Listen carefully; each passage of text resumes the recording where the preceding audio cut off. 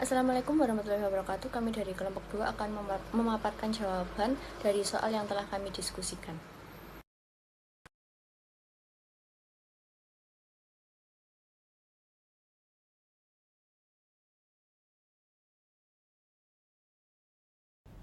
Untuk pertanyaan yang A, di sini apakah dibutuhkan implementasi ERP sistem pada NSF dan kenapa? Ia dibutuhkan karena NSF itu sebaiknya mengimplementasikan sistem ERP. Karena ERP itu bisa membantu mengintegrasikan seluruh proses bisnis dalam satu sistem. Saat ini bagian penjualan, gudang, dan bagian lainnya itu bekerja sendiri-sendiri dengan sistem yang berbeda-beda. Akibatnya data itu tidak terhubung dan sulit mengambil keputusan dengan cepat. Maka dengan ERP itu semua bagian bisa saling terhubung dan bekerja dengan jauh lebih efisien. Lalu untuk pertanyaan kedua, apakah penggunaan ERP sistem itu dapat mengatasi permasalahan di atas dan analisanya tuh seperti apa? Jadi ERP itu bisa membantu mengatasi sebagian besar masalah yang dihadapi oleh NFS.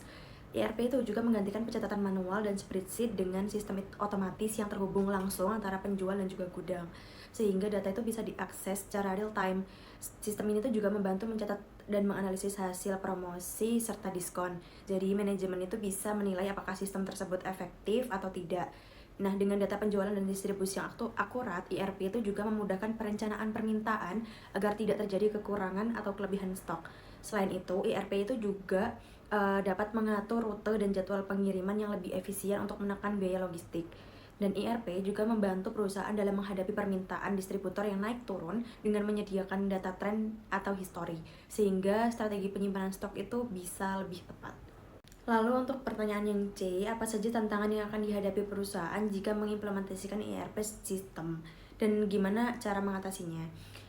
Beberapa tantangan dalam menerapkan ERP adalah biaya awal yang sangat besar, tapi ini tuh bisa diatasi dengan memilih ERP yang sesuai dengan uh, dimulai dari modul yang paling penting. Jadi karyawan itu juga perlu beradaptasi dengan cara baru, namun pelatihan dan pendampingan itu juga bisa membantu dalam beradaptasi. Tantangan lainnya itu juga seperti memindahkan data lama ke sistem baru yang bisa diatasi dengan perencanaan yang baik dan didukung oleh tim IT. Selain itu, implementasi ERP itu juga membutuhkan waktu, tetapi jika dilakukan secara bertahap, prosesnya itu bisa berjalan jauh lebih lancar. Selanjutnya adalah soal nomor 1 bagian D.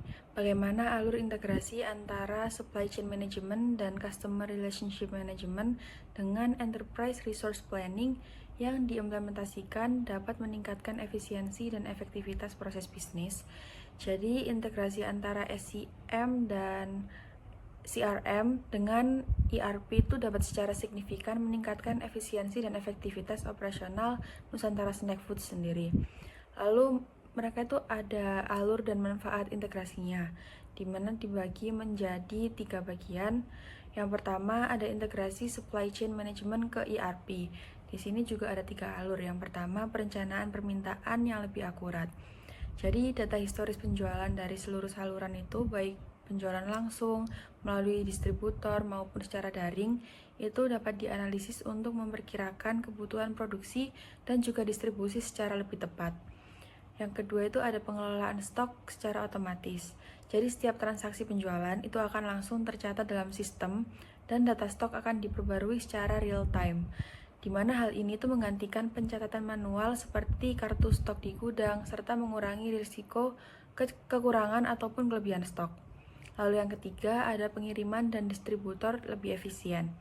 Di sini sistem ERP yang terhubung dengan rantai pasok itu akan memungkinkan perusahaan melacak proses pengiriman barang secara langsung dan juga mengatur rute distribusi yang lebih hemat biaya dan juga hemat waktu. Lalu alur yang kedua itu integrasi Customer Relationship Management ke ERP. Di sini ada 3 bagian.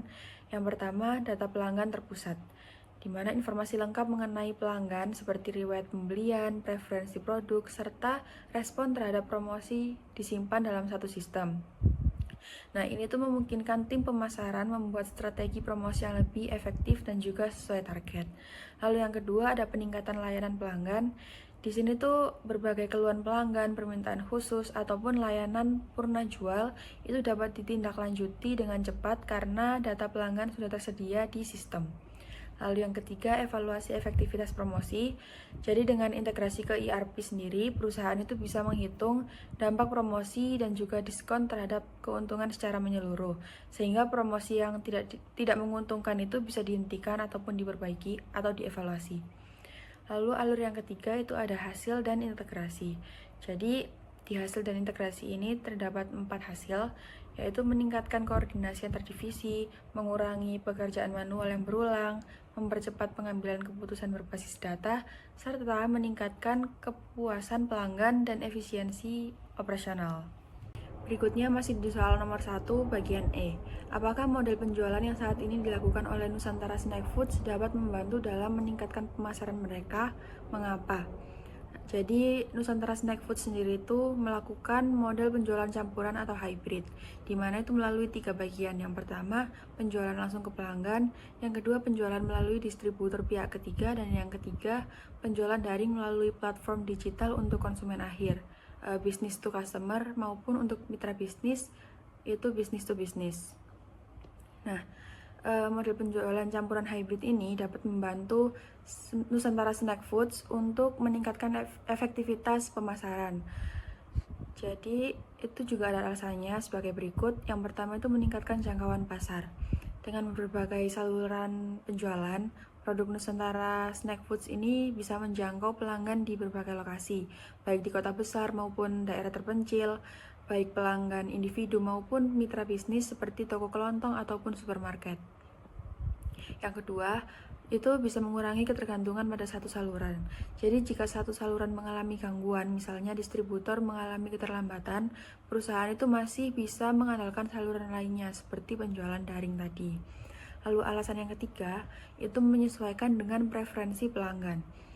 Beberapa konsumen kan ada yang lebih suka membeli secara langsung di toko fisik, sementara yang lain juga lebih nyaman berbelanja secara online. Jadi dengan model ini, perusahaan itu bisa memenuhi semua preferensi tersebut, mau toko fisik maupun toko online. Lalu alasan yang keempat, itu mempercepat penyebaran promosi dan juga produk baru. Nah, melalui kanal daring, promosi dan informasi produk Nusantara Snack Foods ini yang baru itu bisa disampaikan secara cepat dan juga luas, sehingga lebih banyak orang yang bisa mengetahui dan juga tertarik dari produk tersebut untuk mencapai produk tersebut. Namun agar model ini tuh benar-benar efektif, semua saluran penjualan itu harus dikelola dengan baik dan terintegrasi agar data penjualannya itu tetap konsisten dan juga stoknya juga tetap konsisten. Lalu soal nomor 1 yang bagian F, jelaskan seberapa penting jaringan industri private atau private industrial networks dibandingkan dengan marketplace. Dalam kasus Nusantara Snack Foods, apakah masih relevan untuk dilakukan? Mengapa? Jadi yang pertama, jaringan industri private ini adalah platform digital tertutup yang digunakan oleh perusahaan dan mitra bisnisnya untuk berkomunikasi dan bertukar secara langsung dan aman.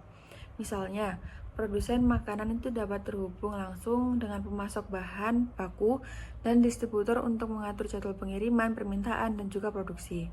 Lalu untuk marketplace sendiri adalah platform terbuka yang menghubungkan penjual dan pembeli.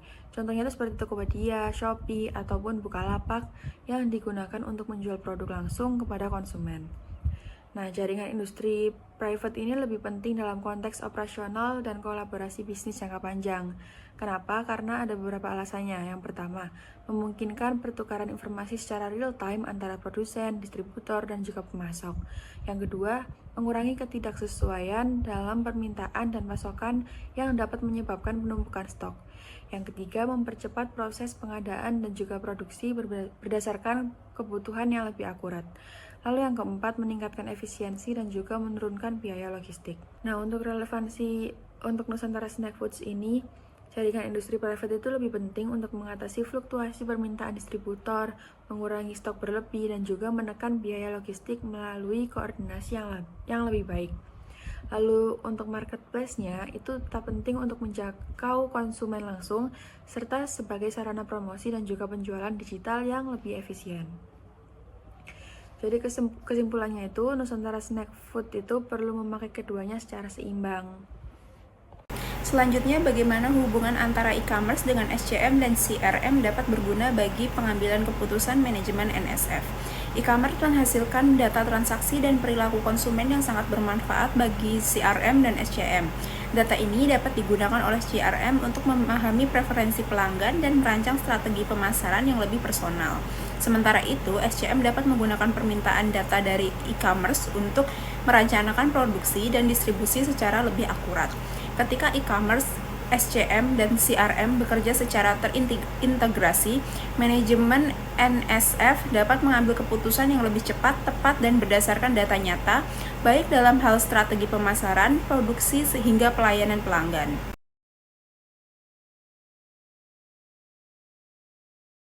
Selanjutnya soal 3 bagian A. Jadi video AI Walmart 2025 menunjukkan bahwa Walmart menggunakan AI untuk mengelola informasi secara real-time guna meningkatkan efisiensi dan pengalaman pelanggan. Hal ini sejalan dengan konsep knowledge management value chain dalam buku Loudon, yang mencakup proses pengumpulan, penyimpanan, penyebaran, dan penerapan pengetahuan. Sistem AI Walmart mampu mengolah data dari berbagai sumber, seperti rak, toko, dan transaksi, menjadi pengetahuan yang mendukung pengambilan keputusan. Selain teknologi, Loudon juga menekankan pentingnya budaya dan kolaborasi yang juga tercermin dalam cara Walmart mendukung keputusan karyawan melalui AI. Selanjutnya soal 3 bagian B. Menurut kami, implementasi AI oleh Walmart dapat dikatakan tepat. Mereka menggunakan AI untuk berbagai tujuan seperti meningkatkan pengalaman pelanggan melalui sistem belanja berbasis AI, mengoptimalkan rantai pasokan, dan meningkatkan efisiensi operasional. Dengan memanfaatkan AI, Walmart dapat merespon kebutuhan pasar dengan lebih cepat dan efisien, yang merupakan langkah strategis dalam menghadapi persaingan di industri retail.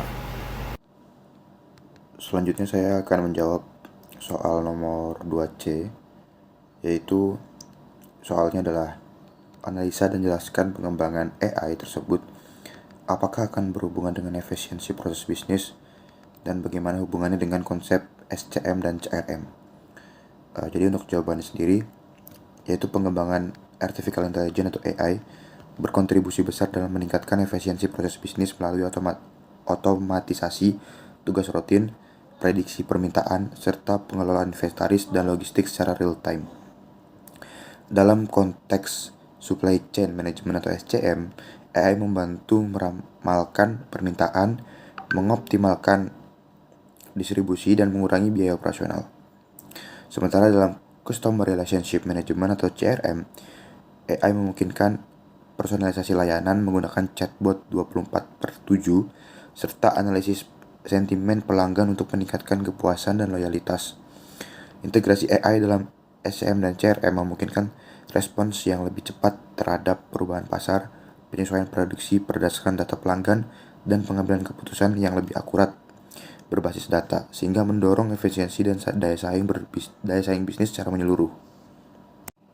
Selanjutnya nomor 2D, bagaimana pengembangan teknologi dapat berdampak pada pengambilan keputusan DSS dan ISS di Walmart, serta tipe keputusan apa yang lebih cocok sebagai output dari pengembangan teknologi yang dilakukan, antara keputusan tidak terstruktur, semi-struktur, atau struktur analisa. Jawabannya adalah pengembangan teknologi di Walmart seperti implementasi AI dan sistem Scintilla telah merevolusi proses pengambilan keputusan melalui Decision Support System atau DSS dan Executive Support System atau ESS.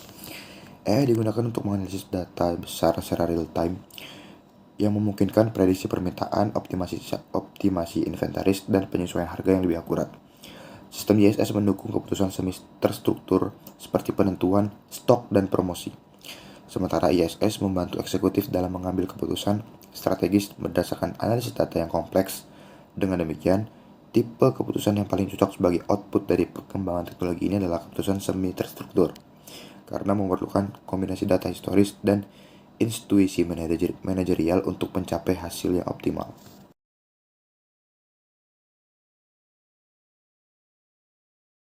Selanjutnya saya akan menjawab nomor 3 yang A. Mengapa TikTok tidak dapat diakses di Cina padahal developer dari negara tersebut? Jadi jawabannya adalah TikTok tidak dapat diakses di Cina meskipun dikembangkan oleh perusahaan asal negara tersebut karena perbedaan kebijakan dan regulasi pemerintah.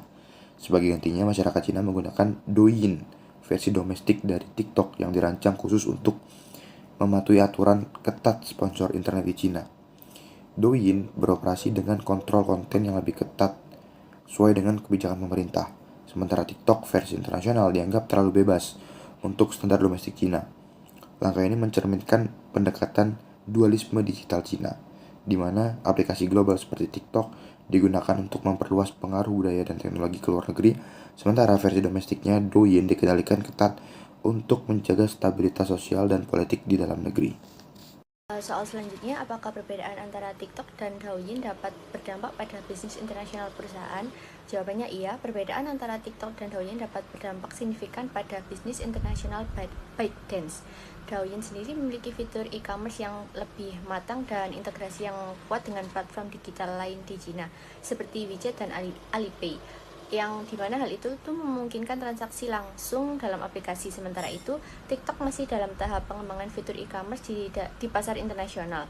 Perbedaan ini tuh menciptakan tantangan dalam menyatukan strategi bisnis global karena perusahaan harus menyesuaikan pendekatan mereka dengan regulasi dan preferensi konsumen yang berbeda di setiap negara. Pertanyaan selanjutnya, apa yang harus dipertimbangkan oleh manajemen dan organisasi jika ingin mengembangkan e-commerce di pasar Cina, mengingat TikTok tidak tersedia di sana? Nah, untuk mengembangkan e-commerce di pasar Cina, manajemen dan organisasi harus mempertimbangkan hal-hal berikut ini. Yang pertama, menggunakan platform lokal. Karena TikTok tidak tersedia di China, perusahaan harus memanfaatkan platform lokal seperti Douyin untuk menjangkau konsumen.